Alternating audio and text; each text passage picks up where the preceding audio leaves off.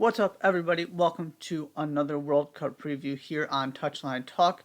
Before I jump in, be sure to hit that subscribe button so you don't miss any of the content I put out every week, the rest of the World Cup previews as we get closer to the start of the tournament. All of that good stuff. You can also find my written content on Substack, touchlinetalk.substack.com, as well as on Medium. Continuing in Group F with Canada today. Second World Cup appearance for Canada. The other one came in 1986. Canada had to do this the hard way in CONCACAF because of their world ranking. They entered in the very first round of qualifying. They then had to go through a second round to get to the third and final round, in which they finished top in CONCACAF with 28 points from 14 games, getting first place on goal difference. The World Cup rankings do not like Canada. They had a lot of work to do to kind of build themselves even to where they are now, which is still not representative of how good this team is. So they had to go through the entire thing in CONCACAF. But at the end of the day, they came out in first and were as good as any team in CONCACAF throughout the qualifying process. There was nothing fluky about it. So they got there eventually. They just had to do a little bit of extra work. Your key players here. You're going to notice the team, they're all attack-minded, because that's the strength of this team. First up, Jonathan David. Jonathan David was second on the team, 9 goals during qualifying, tied for second with 12 total goal involvements. Lille striker having a phenomenal season, right there in the Ligue 1 golden boot race with, Neymar, Mbappe, Lionel Messi, the PSG guys. He's right there with them. 13 goals during Lille's incredible run to the Ligue 1 title in 2020-21. He was a huge part of that team that dethroned PSG temporarily.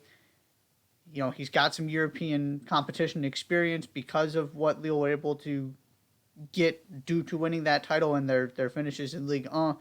He's just getting better and better and better. He's a huge part of this team, and like I said, having a phenomenal season for Lille in France. Second, Alphonso Davies. He is the guy what you think of when you think of this team first and foremost. 4 goals, 8 assists during qualifying. Came to Bayern Munich as a winger. That's where he played most of his minutes with Vancouver. And coming through the Whitecaps Academy, he was a winger first. Bayern don't necessarily have a need for a million wingers. They have plenty already. So he ends up playing left back for Bayern. Very quickly earns the starting spot, turns into one of the best left backs in the world.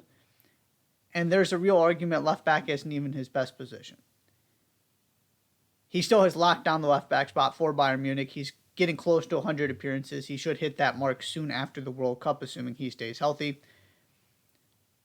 But he is in his winger spot, which I would argue is even his more natural spot for Canada. He is too gifted on the ball. He is too good one-on-one, too dynamic for Canada to use him as a left back.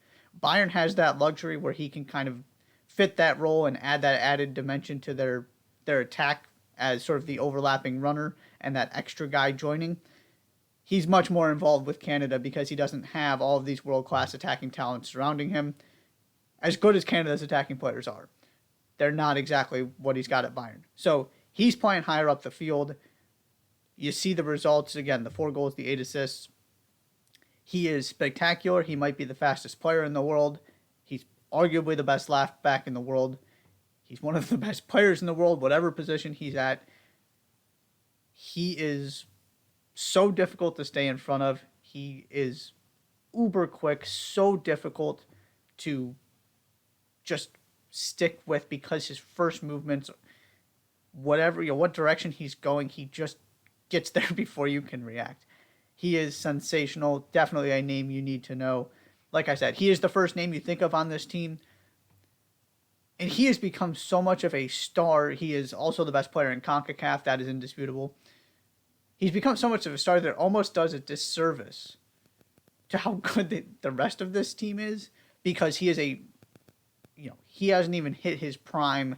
He's got better years ahead of him, and he's already a world-class player with a Champions League title as a regular lockdown starter for one of the best teams in the world. So Alphonso Davies, going to feature prominently for Canada at this tournament. And then finally, the third guy, Kyle Larin, sticking with our attacking goal scoring theme. Most goals in CONCACAF during qualifying with 13. Of course, it helps that Canada had those extra rounds to go through. Was very successful, was basically scoring a goal every other game for Orlando City in MLS when he started his professional career. That got him a move to Besiktas, where he had some success, some good seasons. He's kind of, most of his time spent at Besiktas, but he's now in Belgium with Club Brugge, joined over the summer. He's got European competition experience. It hasn't exactly sort of taken off for him the way it has for Jonathan David since moving to Europe, but he is consistently scoring goals in Europe, playing at a high level, and you put him in the Canadian jersey, you saw what he did during qualifying. He is sensational for Canada as well. So that is definitely a name to know. He is your big-time goal scorer, Kyle Larin. In terms of a breakout star, it's Tajon Buchanan. And this is a perfect sort of situation, and Tajon Buchanan fitting the description of what I'm looking for in this category. He's coming off of a 5-goal, 8-assist season for the New England Revolution, in which they set the record for most points in a Major League Soccer season. Before that season was done, he had already sealed his move to Club Brugge, where he now plays with Larin. He had 3 goals, 4 assists during qualifying. So he did that weird thing where he joined at the end of the MLS season, which meant he was halfway through with Club Brugge. So this is his first full season in Europe, getting some regular playing time for a team that's already through to the knockout stage of the Champions League. So you're going to get to see more of him after the World Cup as Club Brugge and continue their impressive run in the Champions League. So he's just sort of getting his feet under him in Europe, starting to make a name for himself, which fits perfectly. And there are very few players I have seen who are more dangerous and cause teams more headache when they get the ball isolated 1v1 than Tajon Buchanan. And Alphonso Davies is high up on that list too. But there is something about him, his shiftiness, again, his speed, his creativity. He is a world-class 1v1 player. I really feel that way. Maybe that's a slight exaggeration because this is coming off of what he's seen in, what I've seen from him in MLS. But at the very least, he was the best 1v1 player in MLS in 2021. That part I feel very confident about. The end product wasn't always there. And that's where he's starting to really pick this up, starting to actually turn all of these opportunities he's creating into goals and assists. So that is the guy. He's starting to get his rhythm going in Europe. He's going to be a key piece for this Canada team, and I really think he might be one of the guys you come out of this tournament talking about. You hadn't seen very much of him, but wow, he's talented. He hasn't exactly harnessed all of it yet, but the raw potential is through the roof with Tajon Buchanan. So he is my breakout star. The bottom line with this team, the reason for optimism for me is not only the attacking talent, but how multidimensional this Canadian attack is. Because of the group of players they have, they can do a little bit of everything. Of course, they can destroy you in transition with Davies and Buchanan. They have pace for days. But they also have the ability to break you down if you're sitting in a low block because of, again, the 1v1 ability of Davies and Buchanan, specifically Davies and his ability to create chances for people. And then you have Jonathan David in the form of his life, and you have Kyle Larin, who gives you something very different as a physical presence who is also mobile and can play in that transition game. It's not like you don't get anything from him when you're trying to counterattack, but he also sort of gives you that physical focal point when you're trying to break a team down. You can play off of him, let Davies, let David, let Buchanan run in behind him.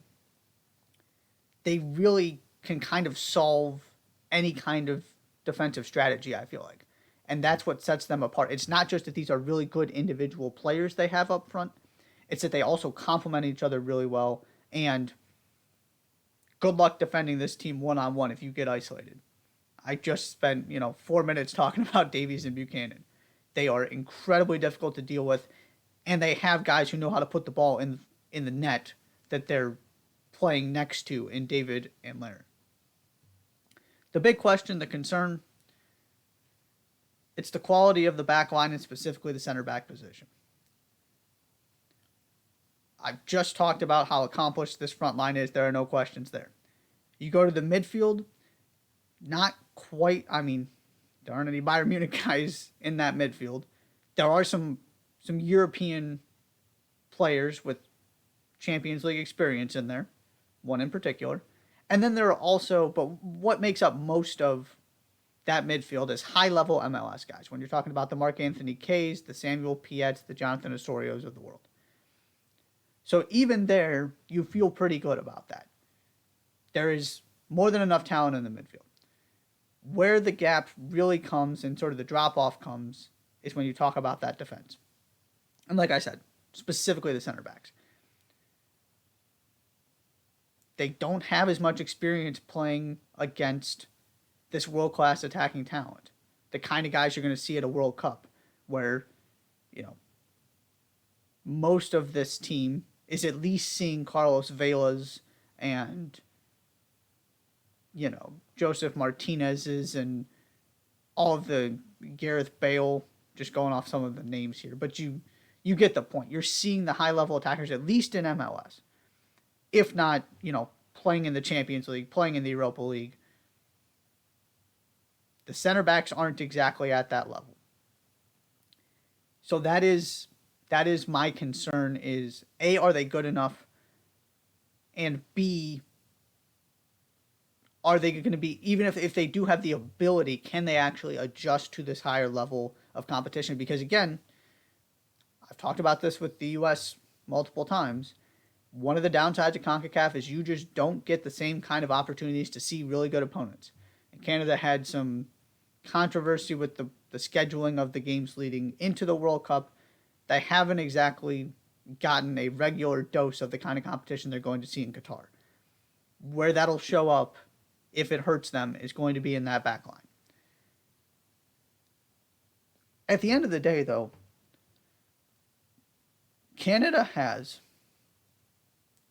a combination of talent and cohesion that is really, really hard to find in the international game. This is not just Alphonso Davies. And maybe, you kind of come in thinking, Canada, this is a cool story. Look at them finally getting back to the World Cup. Look how excited they are. This team is legitimately good. There was nothing fluky about the fact that they finished top of CONCACAF. You had some real concerning performances from the U.S. Go ask any fan of the Mexican men's national team how they feel about that situation. There aren't those kind of concerns about Canada. They are the best team in CONCACAF at this moment in time heading into the World Cup. And it's because they have the talent to hang with the U.S. and to hang with Mexico. And they are very much in tune with each other. And that is something that can't be said of the other two teams at the top of this region. They all pull their weight. They do the dirty work. They believe in John Herdman and what they're doing. And then they have the individual ability to beat you. It is so hard to get both of those things to happen, where you feel like you have that top-end talent that you need. And they're not the most talented team in the world, of course, but they do have, Alphonso Davies out there. It's a good place to start. And they also are just a really strong collective unit. You're getting the most out of these players, and these players have high ceilings. That's a really good combination that most teams just aren't able to sort of harness both of those things. And then the other part of this, the hardest thing to do in this sport is put the ball in the back of the net, and these guys are really good at it. If you're going to pick somewhere you want to have that extra little bit of talent to have the world-class player, it's up front. And you've got that world-class creative force in Alphonso Davies. You've got multiple guys capable of putting the ball in the back of the net that do so in Europe consistently. I really like this Canada team.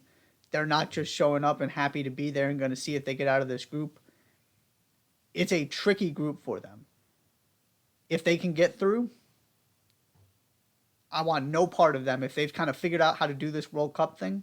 Because right now, I mean, none of these guys have been there before. If they figure it out and get through this group, I want no part of them in the round of 16. No part of them in the quarterfinals. They are best equipped, in my mind, out of these CONCACAF teams to make a run. I don't like the situation they found themselves in because of the draw, though. But if they can get that first part done, watch out.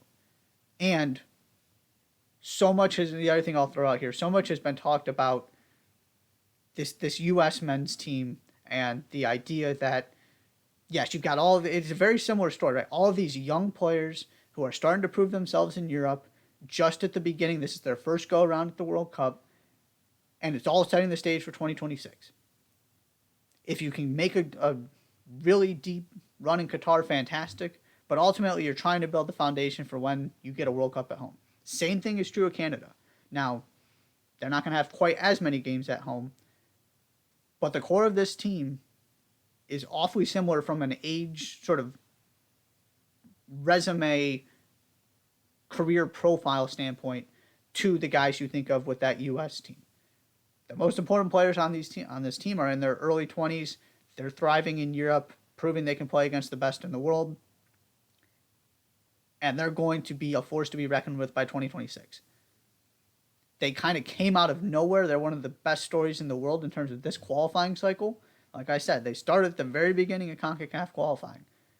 And you looked up and you went, oh my goodness, not only are these guys going to make it, these guys are the best team in this region. They are right up there for me as the teams I am most excited to see in this tournament. They are fun to watch, they're a feel-good story, and they are awfully talented. That's all I've got on Canada. Thank you so much for tuning in. Be sure to hit that subscribe button. I'll see you next time.